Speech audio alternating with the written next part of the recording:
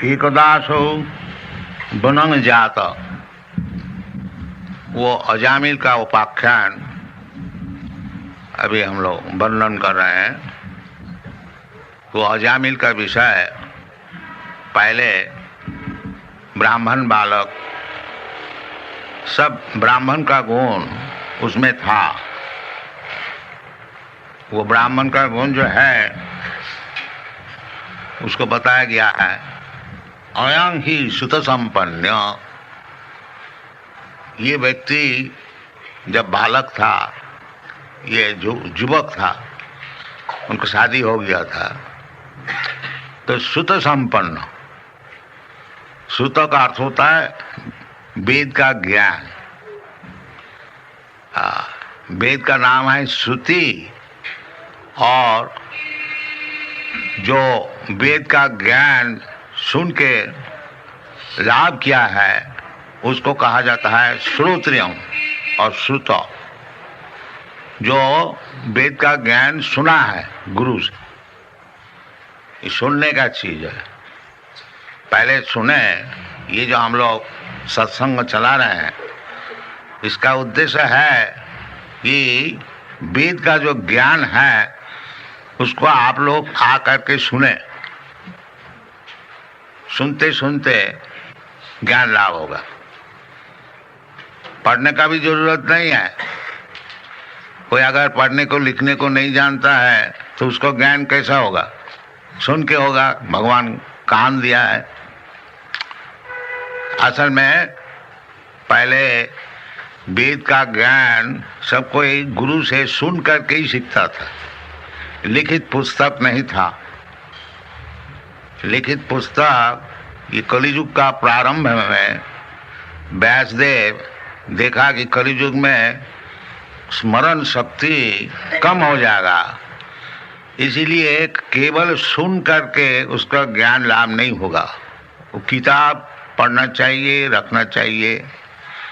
इसलिए हम लोग इतनी किताबें सब छप रहा हूँ कि केवल इधर कभी कभी आप लोग आए, सुन करके चले गए, उसमें काम नहीं बनेगा। किताब पढ़िए। सब किताब पढ़ने से वेद का ज्ञान लाभ होगा। इसलिए ये जो ब्राह्मण बालक अजामिल, आज इनकी इतनी दुर्दशा हुई है, उसका कारण ये यमराज का जो दूत है बता रहे हैं कि ये व्यक्ति पहले जैसा ब्राह्मण का गुण होना चाहिए वो सब इनका था। क्या है ना? सुत संपन्न। अच्छी तरह से वेद का ज्ञान सुना हुआ था। संपन्न, संपन्न माने आखिरी तक सुना था 4 वेद का विषय में। और शील वृत्त गुणालय, और व्यवहारिक काम में भी बड़ा सज्जन और सद्गुण सब इनमें था। शील सत्व गुणालय धृतव्रत।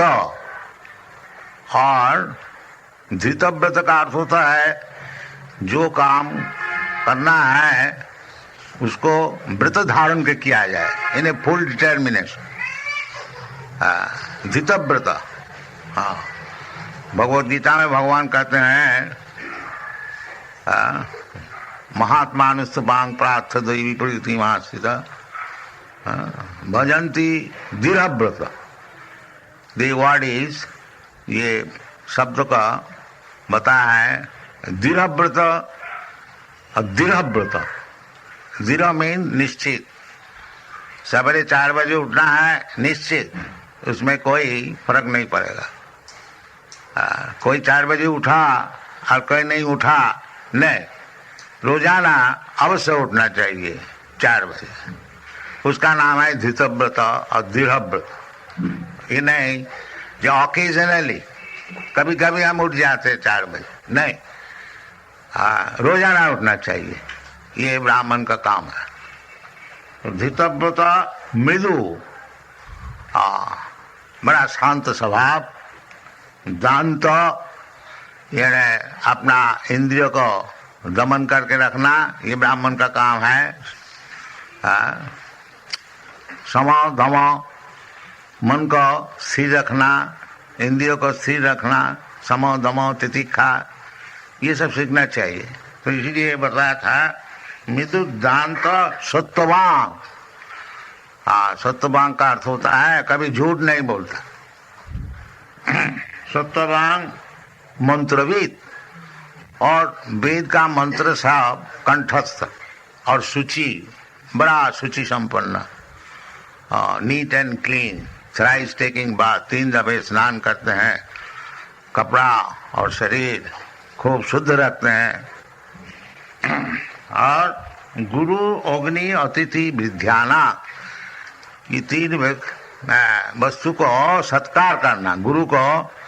गुरु को देख करके ही नमस्कार करना चाहिए, दंडवत। और अग्नि इन्हें रोजाना यज्ञ करना चाहिए। और अतिथि, कोई व्यक्ति अचानक घर में आ जाए उनकी सेवा करनी चाहिए। और वृद्धानां, और विशेष करके वृद्ध व्यक्ति को खूब अच्छी तरह से सम्मान करना, उसको संतुष्ट करना, ये सब गुण है।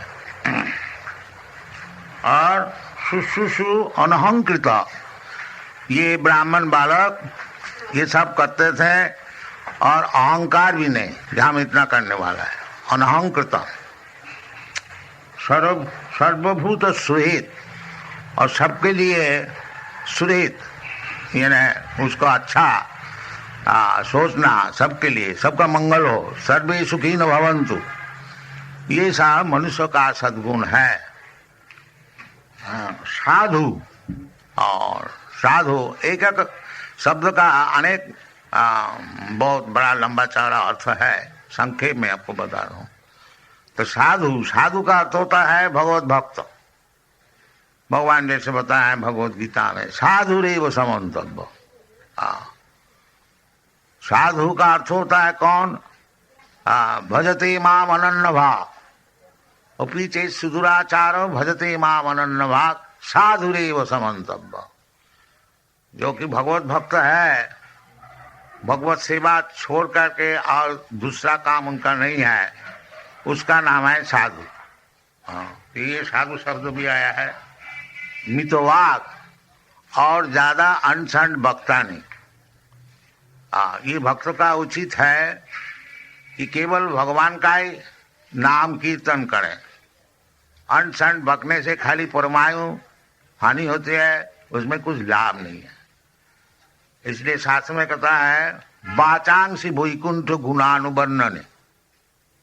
यदि आप बात करें, बातचीत करें, तो वैकुंठ जो भगवान है उनका विषय करें। वो सिनेमा एक्ट्रेस का विषय नहीं। श्रवणम कीर्तनम विष्णु। अगर बातचीत करें, श्रवण, किसी का विषय श्रवण करना है तो भगवान विष्णु का विषय श्रवण कीजिए।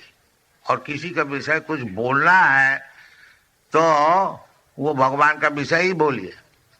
श्रवणम कीर्तनम विष्णु, वाचांसी वैकुंठ गुणानुवर्णन, सबई मन कृष्ण पदारविंद। इसका नाम है कृष्ण कॉन्शसनेस, कृष्ण भावनामृत। ये सब समय मन को भगवान का चरण में लगा के रखना। और भगवान खुद बताते हैं मन मना भव मद भक्त मत जाजी मांग नमस्कुरु। तो इसका नाम है जो कृष्ण कॉन्शसनेस। ये 4 बात, सब समय भगवान का चिंतन करना। इसलिए हम लोग सबसे अनुरोध करते हैं कि हरे कृष्णा नाम जपा कीजिए तो मन भगवान में लगेगा। हरे कृष्णा कृष्णा नाम तो सुन रहा है ना, तो सुनने से मन जाएगा उधर। ये मेडिटेशन है। हरे कृष्णा कृष्ण कृष्ण हरे हरे, मन मना। और करेगा कौन? मद भक्त। मन मना भव मद भक्त। बिना भक्त हुए वो हरे कृष्ण क्यों जपेगा? तो मन मना भव मद भक्त मद जाजी, मुझको पूजा करो, इसलिए भगवान खुद आए हैं मंदिर में। खूब अच्छे से सजाओ, भगवान को फूल चढ़ाओ, भगवान को भोग लगाओ, प्रसाद खाओ। ये सब शास्त्र में विधान दिया है। मन मना भव मद भक्तो मद्याजी मांग नमस्कुरु। अगर कुछ नहीं कर सकते हो, एक दफे आकर के नमस्कार करके जाओ। बहुत सरल है, कोई मुश्किल नहीं है। बाकी हम लोग करने को नहीं चाहते। हाँ, अब लोग कहते हैं चलो जी मंदिर में जाके कर क्या होगा, चलो रेस्टोरेंट में चलो, एक कप चाय पिया जाए, बीड़ी फूका जाए। ये सब दुर्दशा क्यों ना हो। तो शास्त्र में जो विधि है उसको हम लोग मानते नहीं, उसको उल्लंघन करते हैं, तो उसको कभी सुख मिल सकता है नहीं। जशास्त्र विधि मुत्सृज्य वर्तते कामकारथ न सुखं सवानति। उसको कभी सुख नहीं मिलेगा।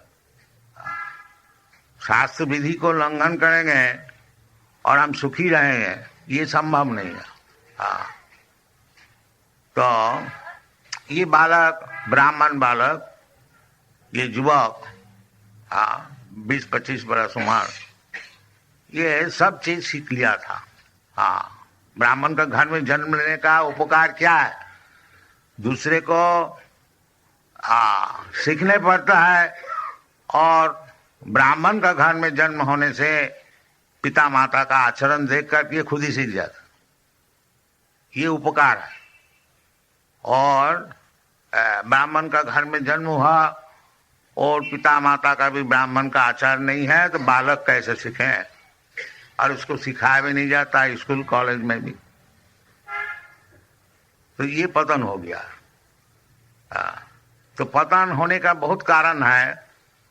और एक कारण ये बता रहे हैं कि एकदा असौ, वो जो अजामिल ब्राह्मण कुमार एक दफे बनंग जात वन में गया था। ये एक दिन नहीं, ये ब्राह्मण का काम ही है जो वन में बगीचा में जा कर के भगवान के लिए सब पुष्पादि संग्रह करे। भगवान बोलता है पत्रम पुष्पम फलम तोयम जोमी भक्त्या प्रजच्छति। भगवान को अर्चन करने के लिए कोई ज्यादा खर्च नहीं है, जो खर्च कर सके वो खर्च करें खूब अच्छी तरह से। और जिसका पास पैसा है नहीं, खर्च नहीं कर सकता है, उसके लिए भगवान राजी है, जो थोड़ा सा पत्र हमको दो, थोड़ा सा पुष्प हमको दो। भगवान नहीं बोलता है जो हमको ये सोना के थाली में लूची पूरी कचौड़ी लिया कर। भगवान खाने का बहुत है, उनको खाने के लिए कोई अभाव नहीं है। उनको कहते हैं चिंतामणि प्रकर सदमसु कल्प वृक्ष लक्षा वृतेषु शिरभिरभिपालयन्तम लक्ष्मी सहस्र शत संभ्रम से भगवान। भगवान की सेवा करने के लिए शत सहस्र हजारों लक्ष्मी, गॉडेस ऑफ फॉर्चून, सब सेवा करने के लिए तैयार। तो भगवान का कुछ अभाव नहीं है। भगवान ये बम्बई में जुहू में आके बैठ गए हैं, जो बेचारी खाने को है ही नहीं, इधर आपसे मांगने को आया, ये बात नहीं है। बात यह है कृपा करके आए हैं कि आप लोग मन मना भव मद भक्त मद्याजी मांग नमस्कुरु, ये सुविधाएं आपको देने के लिए आए हैं। और आप लोग चाहते हैं ये मंदिर किसी तरह से नहीं बने, भगवान इधर बैठ नहीं सके, ये आपकी प्रतिज्ञा है। भगवान बेचारी आए हैं आपको सुविधा देने के लिए, और आप लोग कृत निश्चय है कि इधर मंदिर को होने को नहीं देंगे। जब कीर्तन होए पुलिस में एप्लीकेशन दो और पुलिस साहब कहें कि कीर्तन इज न्यूसेंस, तो ये परिस्थिति है। इसका नाम है कलियुग। जो भगवान कहते हैं जदा जदा ही धर्म सग्लानि भवति भारत तदात्मानं सृजामि हम। ये धर्म की ग्लानि जब होए तब हम खुद आते हैं कि हमारा कोई परम भक्त को भेजते हैं उनको उद्धार करने के लिए, और वो बेचारी आए भी तो आप लोग उसको बैठने को नहीं देंगे। ये परिस्थिति है। तो ये बालक ब्राह्मण का सब गुण वो सब लाभ किया था, परंतु एक दिन एकदा सो वन जाता, वो वन में जाने के समय किस लिए वन में जाते हैं ना, पितृ संदेश आपके द्विज। पिताजी घर में बैठ के भगवान की अर्चना कर रहे हैं और पिताजी आदेश दिया है बेटा ये सब फूल और घास और तृण ये सब ले आओ। ब्राह्मण है, उनका पास ज्यादा तो पैसा है नहीं, बाकी भगवान कहते हैं जो हमको पत्र पुष्प दो, पैसा है नहीं तो क्या हुआ, पत्र पुष्प तो कहीं भी मिल जाएगा,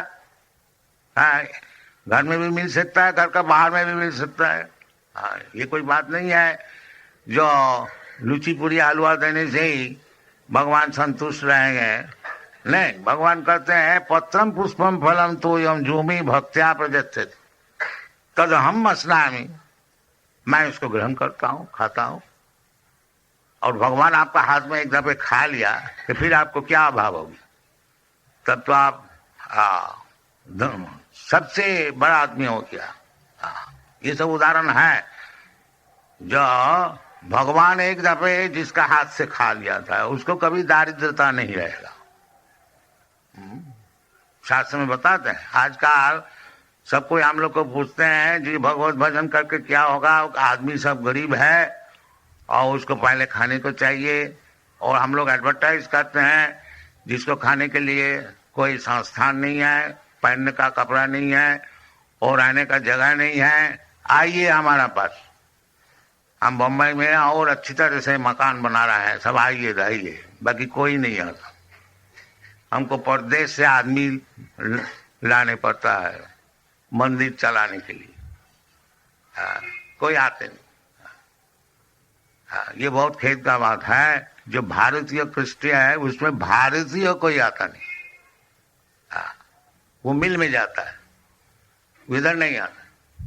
तो हम लोग क्या करें, हम लोग तो खुशामदी कर रहे हैं, जाइए इधर रहिए, इधर भगवान का प्रसाद खाइए और कीर्तन कीजिए और सब चीज आपको मिल जाएगा। भगवान खुद कहते हैं श्रीशाम नित्याभिजुक्ता नाम योग किमं बहम। What is the first line? अनन्य चिंतयन्त मांग जी जनापजुपासते तेषाम नित्याभिजुक्ता नाम योग क्षेमं बहामी अहम। यदि आप अनन्य चिंतन केवल भगवान की चिंतन में नियुक्त रहे, अनन्य चिंतन, अनन्य चिंतन जैसा ही कृष्ण कॉन्शसनेस मूवमेंट जो हम लोग सिखाते हैं, अनन्य चिंतन सब समय 24 आवर्स 24 घंटा केवल भगवान का चिंतन और कोई चिंतन। जो कुछ काम किया जाए सब भगवान के लिए इधर होता है। एक्चुअली आप लोग सब देखिए, हम लोग ऐसे नहीं है बैठ के रहते हैं सोते हैं, नहीं, हम लोग मंदिर मार्जन करते हैं, भगवान को सजाते हैं, भगवान को भोग लगाते हैं और भोग लगाने के लिए अच्छी तरह से रसोई करते हैं और रसोई के लिए चीज हम मांग के ले आते हैं और भगवान के लिए किताब लिखते हैं और किताब भी फिर छपाते हैं, प्रेस में जाते हैं, फिर इस तरह से अच्छी तरह से किताब छपा गया देखता है, फिर उसको बेचने के लिए कोशिश करते हैं। इसीलिए 24 घंटा हम लोग का एंगेजमेंट है, 24 आवर्स, एक मिनट भी समय नहीं है। इसका नाम है अनन्य चिंतन, और कुछ चिंता नहीं है, केवल भगवान का विषय। जैसा साधारण व्यक्ति उस सब समय अपना घर गृहस्थी का चिंतन करते हैं, किस तरह से अपना गृहस्थी को पालन किया जाए, किस तरह से लड़का बच्चों को शिक्षण दिया जाए, किस तरह से रुपया उपार्जन किया जाए, ये जैसा उनका चिंतन है, हम लोग का भी ऐसी चिंतन है। बाकी भगवान के लिए, भगवान का मंदिर किस तरह से बनेगा, इतना क्यों लड़ाई हम लोग इधर करते हैं। हमारा 108 मंदिर है और एक अगर इधर नहीं हुआ तो 107 तो जरूर रह जाएगा, तो उसमें हमारा कुछ नुकसान नहीं है। बाकी हम लोग सोचते हैं जो ये भगवान का मंदिर बम्बई इतना बड़ा भारी शहर है, क्यों अच्छी तरह से नहीं बनाया जाए? ये हम लोग का चलता। हाँ, बाकी बाधाएं देते हैं, नहीं तुमको नहीं देगा, तो बाधाएं देने होने दीजिए, बाकी हम लोग चिंतन नहीं छोड़ेंगे। हमारा चिंतन चलेगा, ये हमारा काम है। उसमें सफल होए और नहीं सफल होए वो चिंतन है नहीं। सफल होगा, भगवान की इच्छा होगा तो से तुम इच्छा होगी तो सफल होगा, और नहीं होगा तो हमारे क्या, भगवान का काम भगवान को करने को नहीं दिया, तो उसमें हमारा कोई नुकसान नहीं। तो ये इसका नाम है मन मना मम भक्त। ये इतना प्रयास कौन करेगा अगर भक्त नहीं हुआ? वो लोग छोड़ देगा, बोले क्यों इतना झंझट में जाए, चलो जी इतना टाइम तो कुछ शेयर मार्केट में स्पेकुलेशन करने से कुछ रुपया पैदा हो जाए। तो ये भक्त ही कर सकता है, मन मना भव मत भक्त। इसलिए भगवान कहते हैं भगवत भक्त, क्योंकि उसका चिंतन सब समय रहेगा, और वही सबसे बड़ा योगी है जो भगवान का चिंतन किसी तरह से जेनो तेनो प्रकार है। ये चैतन्य महापुरुष का फिलोसॉफी है, किसी तरह से जेनो तेनो प्रकार है ना मन कृष्ण निवेश है, किसी तरह से मन जो है उसको भगवान का चरण में लगाइए। ये कृष्ण कॉन्शसनेस फिलोसॉफी। तो हर किसी का काम इधर है, कोई काम आप दीजिए उसमें कृष्ण सेंटर है, इसलिए वो मन मना भवमत भक्त, वो भक्त हो गया और मन सब समय भगवान का चरण में उसको लगा रहा। तो उसके लिए भगवान खुद कहते हैं जो इस प्रकार जो व्यक्ति है सब समय हमारा चिंतन करते हैं, उसको कोई अभाव नहीं रहेगा। उसका अभाव का विषय है मैं खुद देखूंगा। तेषाम नित्याभियुक्तानाम योगो क्षेमं वहामि अहम। Whatever necessities they have got, Krishna will bring personally. Here, you take it.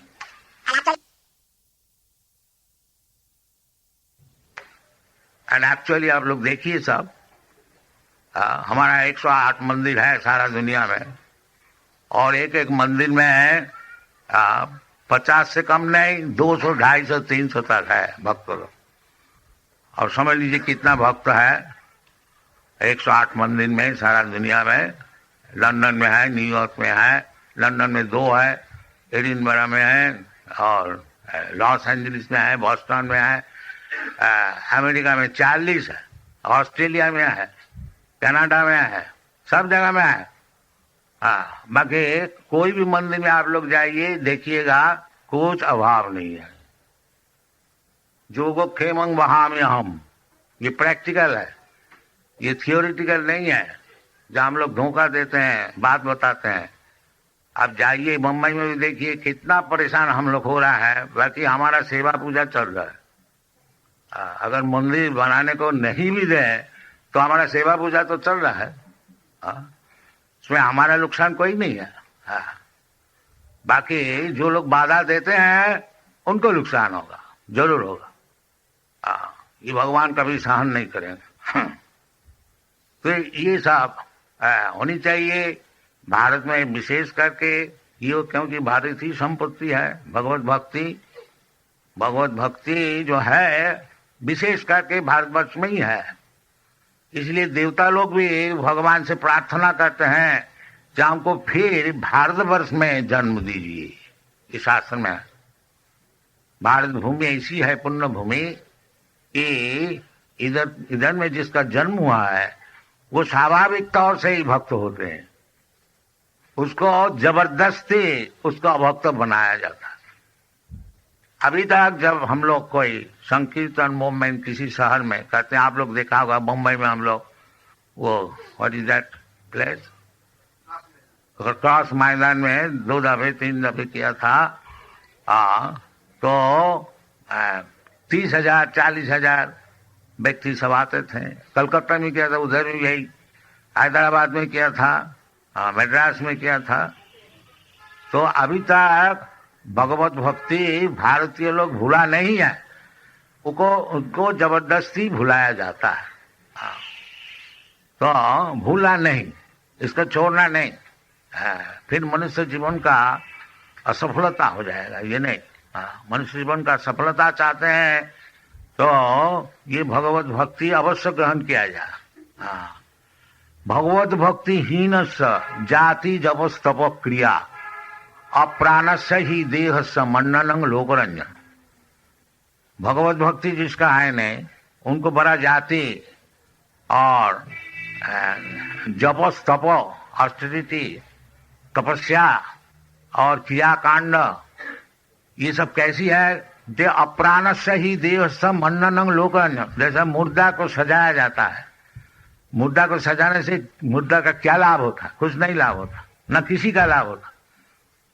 लोक रंजन, एक लोक रंजन है। देखो जी ये मुर्दा को कैसा सजा के ले जा रहा है, आदमी ताली ठोकेगा, देखो जी, बट उसमें लाभ कुछ नहीं है। इसी प्रकार आप खूब बड़ा जाति बन जाइए और बड़ा इंडस्ट्रियलिस्ट बन जाइए, सबको बड़ा बड़ा बन जाइए, और भगवत भक्ति आई नहीं तो वही मुर्दा सजाने के लिए जैसा होता है वो बात।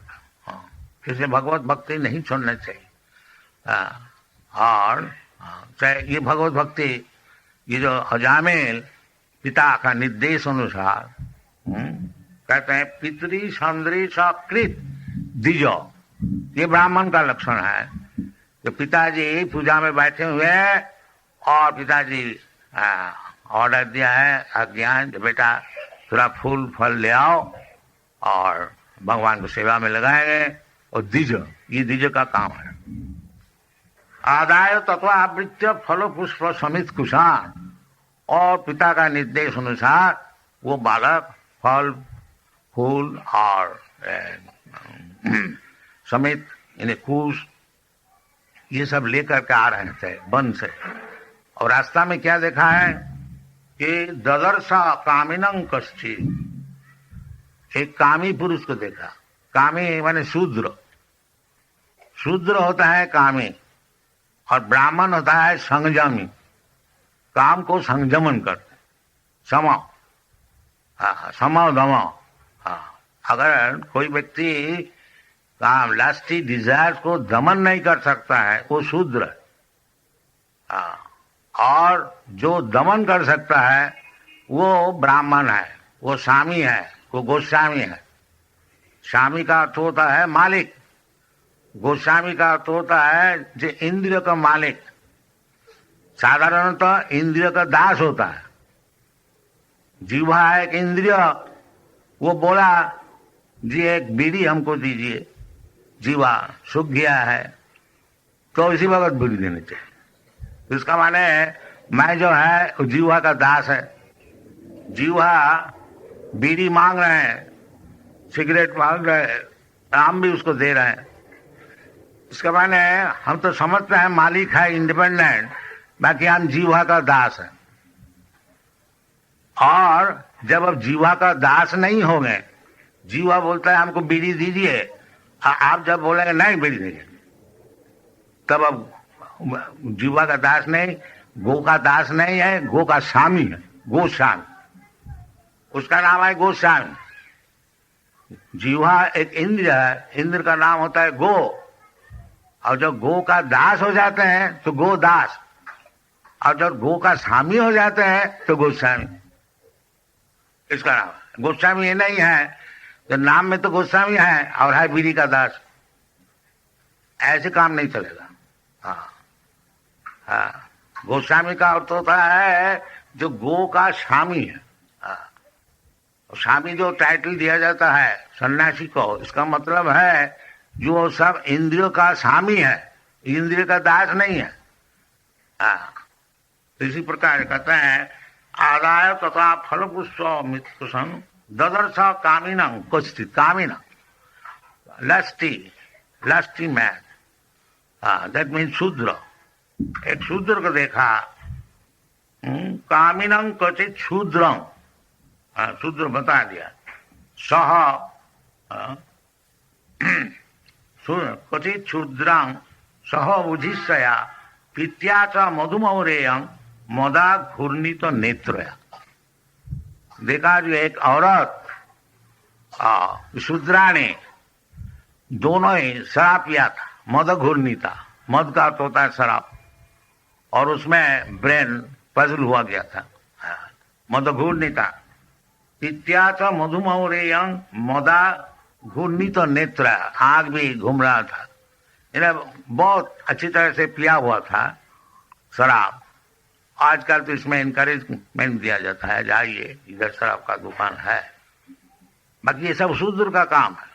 हाँ, ये ब्राह्मण का काम नहीं है, ये शूद्र का काम है। मत्तया श्रित विश्लित निव्या, और वो कपड़े भी सब ढीला हो गया था। हाँ, विश्लित निव्या व्यपीत निरपत्रम, और दोनों मिलकर के वो आलिंगन चुंबन आदि सब कर रहे थे पब्लिक रोड में, निरपत्र, कोई लज्जा नहीं, बिल्कुल लज्जा है, निरपत्र। चिरंतम अनुगायंतम, ऐसे सब काम कर रहे थे और वो सिनेमा का गान भी गाते थे। उस समय सिनेमा शायद नहीं था, तो अनुगायंतम ऐसी कुछ lust invoking songs they were singing, and hasantam and laughing and smiling and अनांतिके, बस कोई बाधाएं नहीं। ये एक औरत और एक शूद्र और एक शूद्रानी को देखा। ये ब्राह्मण देखिए इतना क्वालिफाइड है, इतना क्वालिफाइड होते हुए भी सामने में जब देखता है तो उसका मन जरूर विचलित हो जाता है। वो तो बालक है, युवक है, और एक ब्राह्मण बालक एकोदा कभी ऐसा देख करके कितना उनका पतन हुआ था वो तो आगे मालूम होगा। और हम लोग रोजाना देखते हैं, अगर रास्ता में नहीं है, रास्ता में भी है, और उसको तस्वीर सिनेमा में भी दिखाया जाता है, तो किस तरह से युवक वो अपना ब्राह्मण धर्म में प्रतिष्ठित रहेगा, असंभव है। एक दफे देख करके अजामिल का कितना पतन हुआ था। वो फिर चोर बन गया, डाकू बन गया, ठग बन गया, और जो कुछ होने का था उसका सब हुआ था।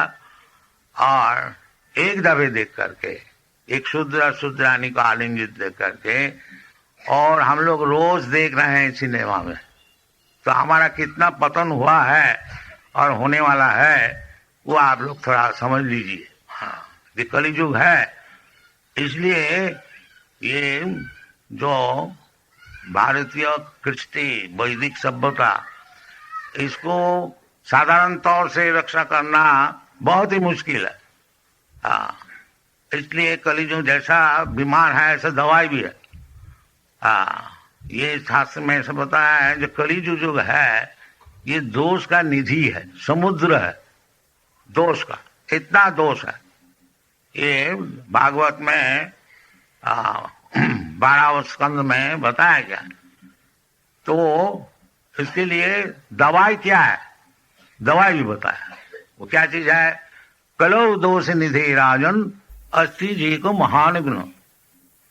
महाराज परीक्षित, कलियुग में सब तो दोष ही दोष है, बाकी उसमें एक महान गुण है। वो क्या गुण है? न कीर्तनादेव कृष्ण स मुक्त संग परम ब्रजेत। केवल कृष्ण कीर्तन करके, हरे कृष्ण नाम जप करके वो सब पाप से मुक्त हो जाता है और फिर वैकुंठ में जा सकता है। ये हरे कृष्ण मूवमेंट का ये तात्पर्य है। जो ये सब जो पतन हुआ है, कलो अस्मिन् युगे जना प्रायेण अल्प आयुष, ये कलियुग में सभी प्राय अल्प आयु होते हैं। और आयु कमते ही जाता है। आस्ते आस्ते इतना कम हो जाएगा कि आगे जाकर के 20 से 30 वर्ष तक अगर जिएगा उसको बहुत बुढ़ा माना जाएगा। ऐसा शास्त्र में लिखा है। अभी तो 50-60 तक ही है, इंडिया का एवरेज एज है 35 ईयर्स और समथिंग लाइक। तो प्राय न अल्प आयुष, एक कलियुग में सब अल्प आयु हो गए। और प्राय न अल्प आयुष कलो अस्मिन् युगे जना। और पारमार्थिक ज्ञान लाभ करने के लिए, मुक्ति होने के लिए इसको प्रयास नहीं जाएगा। तो इस स्थिति में शास्त्र में इसीलिए बताया है जो हरे नाम हरे नाम इव केवलम कलो नास्तेव नास्तेव नास्तेव गतिरन्यथा। कलियुग में ये यदि कोई उद्धार होने को चाहते हैं, लिबरेटेड का अर्थ होता है कि ये जो जन्म मृत्यु है, जरा व्याधि, ये स्वाभाविक नहीं है, अस्वाभाविक है। जीव जो है नित्य शाश्वतोयं, ये तो नित्य है, ये मरने वाला नहीं है, शाश्वत।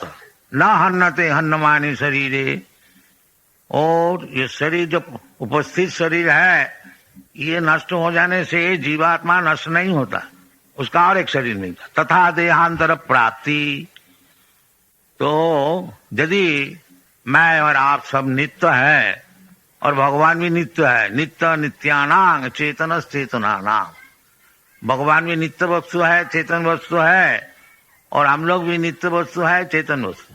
हाँ, तो भगवान चाहते हैं कि तुम जो नित्य वस्तु है, तुम्हारा जन्म मरण नहीं है, तुम जो जन्म मरण माला में फंसे हुए हैं, इससे निकल आओ। इसका नाम है मुक्ति, इसका नाम है मुक्ति। मुक्ति परेशान स्वरूपेण अवस्थिति, मुक्ति हित्या अन्यथा रूपम स्वरूपेण अवस्थिति। ये मुक्ति का विश्लेषण है कि अभी हम लोग स्वरूप भूल गया। स्वरूप हमारा है, हम कभी मरने वाला नहीं है, और अभी हम मरते हैं। एक शरीर पलट के और एक शरीर ग्रहण करते हैं, फिर शरीर 84 लाख योनि है, उसमें घूमते फिरते हैं। ये हमारा बंधन, ये बंधन से मुक्त होने से उसको मुक्ति कहा जाता है। स्वरूपेण अवस्थिति, स्वरूप का अर्थ होता है हम मरने वाला नहीं है। जन्म मृत्यु जरा व्याधि दुख दोषानुदर्शन, इसलिए भगवान कहते तुम सब दुख तो सब हल किया है। ये असल तुम्हारा जो दुख है, ये जन्म मृत्यु जरा व्याधि, इसको हल करो। ये जो हमको 10, 20, 50, 100 वर्ष ज्यादा से ज्यादा छोड़ करके फिर मरने पड़ता है, फिर दूसरा शरीर ग्रहण करने पड़ता है, यही हमारा असल दुख है। और इससे जब हम मुक्त हो जाएंगे, फिर हमको जन्म नहीं होने वाला है, मरण नहीं होने वाला। जिसका जन्म नहीं होता उसका मरण भी नहीं होता, उसको बार्धक्य भी नहीं होता है। तो जन्म होने से ये सब चीज होगा। तो ये कृष्ण कॉन्शसनेस मूवमेंट है, ये भगवत गीता की शिक्षा है, जो जन्म मृत्यु से आप लोग सब मुक्त हो जाइए। और कैसे? ना केवल कृष्ण को समझिए, बस एक ही काम। जन्म कर्मम चमे दिव्यम जो जानाति तत्व, जो कृष्ण अजोपि सन अव्ययात्मा, भगवान कहते हैं हम अजो होते हुए भी हम देवकी नंदन होते हैं, जसदा नंदन होते हैं। कुछ हमारा कारण है, तो ये कारण को कोई समझे। जन्म कर्म चमे दिव्यम जो जानाति तत्व, ये भगवान क्यों इधर मनुष्य का रूप से आते हैं और देवकी नंदन होते हैं, जसदा नंदन होते हैं, और फिर इधर लीला करते हैं, इसको समझो। जन्म कर्म दिव्यम, ये है दिव्यम, ये साधारण नहीं है। तो इसको अगर कोई समझ गया, जन्म कर्म में दिव्यम जो जानाति तत्व तात्ति, उसको क्या लाभ होता है? मुक्त हो जाता है। तत्ता देहंग पुनर्जन्म नहीं थी माँ में थी कौन, उसको फिर ये शरीर छोड़ करके और भौतिक शरीर नहीं मिलता है। फिर किधर जाता? माँ में वो हमारे पास चले आते हैं वैकुंठ में। तो उधर जाने से जदगत्याना निवर्तन्ते तद्धामम परमम, जो वैकुंठ में जाने से फिर उसको लौटने नहीं पड़ता है, फिर उसको भौतिक शरीर धारण करने को नहीं पड़ता है, फिर वो निरंतर जीवन और ज्ञानमय जीवन और आनंदमय जीवन, आनंदमय अभ्यासात, तो इसको अर्जन करना चाहिए। ये इसलिए मनुष्य शरीर है। मनुष्य शरीर वो कुत्ता भेड़ी के लिए केवल खाया पिया और मजा किया और मर गया, ये मनुष्य शरीर नहीं है। मनुष्य शरीर इसलिए है कि भगवान को समझे। तो एक दिन हमको कोई पूछ रहा था जो मनुष्य जीवन का उद्देश्य क्या है। मनुष्य जीवन का उद्देश्य यही है कि भगवान का चरण में शरणागत हो जाओ, बस सब काम बन जाए। सर्वधर्मान परित्यज्य मामेकं शरणं व्रज। और उसमें क्या लाभ होगा? अहं त्वा सर्व पापेभ्यो मोक्षयिष्यामि मा शुचि। आदमी का दुख होता है पाप से, और जो भगवान का शरणागत हो जाते हैं फिर उसका कोई दुख नहीं रहता है। अनन्य चिंतयन्तं माम ये जना पर्युपासते तेषां नित्याभियुक्तानां योगक्षेमं वहाम। श्री कृष्ण कॉन्शसनेस मूवमेंट का ये तात्पर्य है कि किसी तरह से भगवान का चरण में शरणागत हो जाइए, फिर आपको सब दुख मिट जाएगा, कोई चीज का अभाव नहीं है। हम लोग सब अभाव के लिए सब समय परिश्रम करते हैं। मन षष्ठानि इंद्रियानि प्रकृति स्थानी कर सकते, तो अभाव निर्वाह करने के लिए, उसको पूर्ण बनाने के लिए मन और इंद्रिय से हम लोग काम करते हैं। मन षष्ठानि इंद्रियानि प्रकृति स्थानी कर सकते, सो प्रकृति में नहीं होगा। जैसे कोई आदमी जेल में है, वो जेल सुपरिंटेंडेंट को अगर किसी तरह से सुखी करे तो उसमें उसको काम नहीं बनेगा। जब तक गवर्नमेंट उसको नहीं छोड़ देने का आज्ञा देता है वो नहीं छूटे। तो इसीलिए हम लोग जो ये भौतिक जीवन में स्ट्रगल कर रहे हैं, मन षष्ठानि इंद्रियानि प्रकृति स्थानी कर सकते ममई वांग से जीव भूत जीव लोक सनातन। भगवान कहते हैं जो जीव है, जीवात्मा, ये सब हमारा अंश है। बाकी वो इधर मन और इंद्रिय लोग के इंद्रिय द्वारा सुखी होने को चाहते हैं। मन षष्ठानि इंद्रियानि प्रकृति स्थानी कर सकती माने struggling, but he is not happy. बाकी वो हैप्पी कैसे होगा कि अपने बुद्धि से स्ट्रगल करके सुखी होने की जो चेष्टा चल रही है वो उसमें नहीं हो, तो फिर कैसे होगा? न भोक्तारम जगतपसाम सर्वलोक महेश्वरम स्वेदम सर्वभूतानाम ज्ञाता माम शांतिमिच।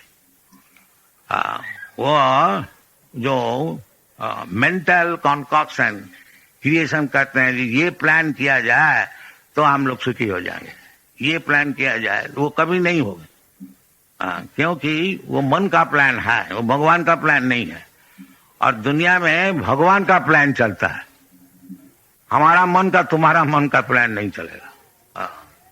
तो हम प्लान किया है जो हम खूब अच्छी तरह से मकान बनाए, बैंक बैलेंस बनाए, और हम कभी मरेगा नहीं और इसको भोग करेंगे।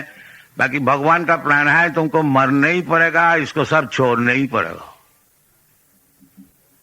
तुम क्या प्लान बनाओगे? कुछ प्लान नहीं बनेगा। सर्वहरं मृत्यु अहम, भगवान बोलते हैं जब मृत्यु रूप से तुम्हारा सब चीज छीन लेंगे, बस कोई चीज तुम्हारा साथ नहीं जाएगा।